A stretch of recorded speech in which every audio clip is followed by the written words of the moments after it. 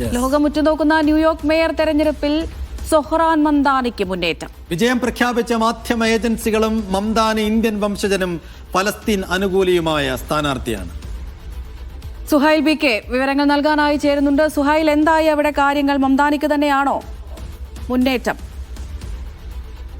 അമൃത സൈഫു, ഏകദേശം മംദാനി ന്യൂയോർക്കിന്റെ മേയറാകാൻ പോകുന്നു എന്ന് നമുക്ക് ഉറപ്പിക്കാവുന്ന തരത്തിലേക്കുള്ള സർവേകൾ വരുന്നു. ഇപ്പോൾ ഏറ്റവും പുതിയതായി വന്നിട്ടുള്ളത് DDHQയുടെ സർവേ ഫലമാണ്, പ്രൊജക്ഷനാണ്. DDHQ സാധാരണ രീതിയിൽ പാളാറില്ലാത്ത ഒരു പ്രൊജക്ഷനാണ്. അമേരിക്കയിൽ ഏറ്റവും പ്രധാനപ്പെട്ട ഈ തരത്തിൽ ഇലക്ഷൻ പ്രഖ്യാപനത്തിൽ മുൻപന്തിയിൽ നിൽക്കുന്ന ഒരു സ്ഥാപനം കൂടിയാണ് DDHQ എന്ന് പറയുന്നത്. അവരുടെ പ്രൊജക്ഷൻ അനുസരിച്ച് ഇപ്പോൾ ഏതായിരുന്നാലും സൊഹ്റാൻ മംദാനിയാണ് ന്യൂയോർക്കിന്റെ മേയറായി തിരഞ്ഞെടുക്കപ്പെട്ടിരിക്കുന്നത്. അവരുടെ പ്രൊജക്ഷൻ അങ്ങനെയാണുള്ളത്. അതേപോലെ തന്നെ ന്യൂയോർക്ക് ടൈംസ് അടക്കമുള്ള മാധ്യമങ്ങളിലും അവരുടെ വോട്ടെണ്ണലിൽ കൃത്യമായ വിവരങ്ങൾ നൽകുന്നുണ്ട്. 55% വരുന്ന വോട്ടെണ്ണൽ പൂർത്തീകരിക്കുന്ന ഘട്ടത്തിൽ അവർ പറയുന്നത് 48-49% വോട്ടുകൾ നേടി സൊഹ്റാൻ മംദാനി തന്നെ വിജയിക്കുമെന്നാണ്. അപ്പോൾ ഒരു മാധ്യമ പ്രൊജക്ഷനിലും ആൻഡ്രൂ ക്യൂമ അടക്കമുള്ള ഒരു സ്ഥാനാർത്ഥികളും മുന്നിൽ നിൽക്കുന്നില്ല. എല്ലായിടത്തും എല്ലാ മാധ്യമ സ്ഥാപനങ്ങളുടെയും വോട്ടെണ്ണലിന്റെ കൃത്യമായിട്ടുള്ള ഡാറ്റകൾ പുറത്തു വരുമ്പോൾ സൊഹ്റാൻ മംദാനി തന്നെയാണ് മുന്നിട്ട് നിൽക്കുന്നത്. അങ്ങനെയാണെങ്കിൽ വലിയൊരു ചരിത്രത്തിലേക്ക് ന്യൂയോർക്ക് പോകാനിരിക്കുകയാണ്. ന്യൂയോർക്കിന്റെ ചരിത്രത്തിൽ ആദ്യമായി ഒരു ആഫ്രിക്കൻ വേരുകളുള്ള ഇന്ത്യൻ വംശജനായ ഒരു വ്യക്തി മേയറാകാൻ പോകുന്നു.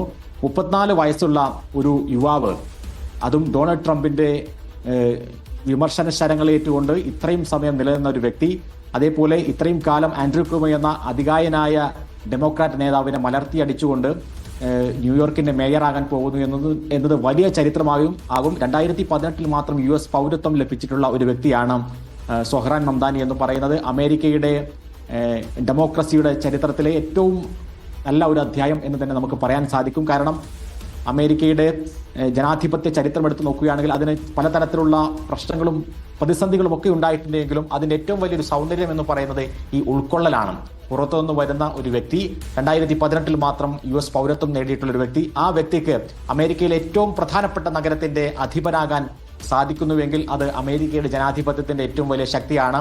ഇവിടെ പലതരത്തിലുള്ള പ്രചാരണങ്ങൾ നടത്തി. ഞാൻ നേരത്തെ സൂചിപ്പിച്ചിരുന്നു, ശതകോടീശ്വരന്മാരായിട്ടുള്ള US ബില്യനേഴ്സ് അവരെല്ലാവരും തന്നെ ന്യൂയോർക്ക് സിറ്റിയുടെ അധിപ സ്ഥാനത്ത് നിന്ന് മംദാനിയെ പോലെയുള്ള ഒരാൾ, പുറത്തുനിന്ന് വരുന്ന ഒരു മുസ്ലിമായ ഒരു വ്യക്തിയെ പുറന്തള്ളാൻ വേണ്ടിയുള്ള പലതരത്തിലുള്ള പണം ഒഴുക്കൽ പ്രചാരണ ക്യാമ്പയിനുകൾ നടത്തിയിരുന്നു. പക്ഷേ അതിനെ മുഴുവൻ നിഷ്പ്രഭമാക്കിക്കൊണ്ട് ഒരു യുവത്വം കടന്നു വരുന്നു. പ്രത്യേകിച്ചും ഇവിടെ നിർണായകമായിട്ടുള്ളത് യുവാക്കളുടെ വോട്ട് തന്നെയാണ് എന്ന് നമുക്ക് പറയേണ്ടി വരും. 35 വയസ്സും 40 വയസ്സും ഒക്കെയുള്ള ന്യൂയോർക്കിലെ പ്രധാനപ്പെട്ട വോട്ടർമാർ അവർ ഇത്തവണ ഒരു മാറ്റം വേണം എന്ന് ആഗ്രഹിച്ചു. ആ മാറ്റത്തിനുള്ള നാന്ദി കുറിക്കലായി സൊഹ്റാൻ മംദാനി വരുന്നു. ഇവിടെ പ്രത്യേകമായും പറയേണ്ട ഒരു വിഷയം എന്ന് പറയുന്നത് ജൂതന്മാരുടെ വോട്ട് തന്നെയാണ്. ഏറ്റവും കൂടുതൽ സ്വാധീനമുള്ള ഒരു വിഭാഗമാണ് ന്യൂയോർക്കിൽ ജൂതന്മാർ എന്ന് പറയുന്നത്. ആ ജൂത സമൂഹം വലിയൊരളവിൽ, പ്രത്യേകിച്ചും യുവസമൂഹം, 40 വയസ്സിന് താഴെയുള്ള യുവസമൂഹം ഒറ്റക്കെട്ടായി മംദാനിക്ക് കീഴിൽ അണിനിരന്നു എന്ന് തന്നെയാണ് ഈ ഇപ്പോഴത്തെ പ്രൊജക്ഷൻസ് കാണിക്കുന്നത്.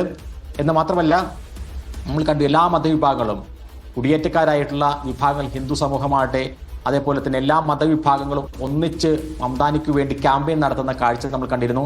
ന്യൂയോർക്കിന്റെ ചരിത്രത്തിൽ കഴിഞ്ഞൊരു 30 വർഷത്തെ ചരിത്രം എടുത്ത് പരിശോധിക്കുകയാണെങ്കിൽ ഇത്രയും വലിയ ഒരു പോളിംഗ് ശതമാനം ഉണ്ടായിട്ടില്ല.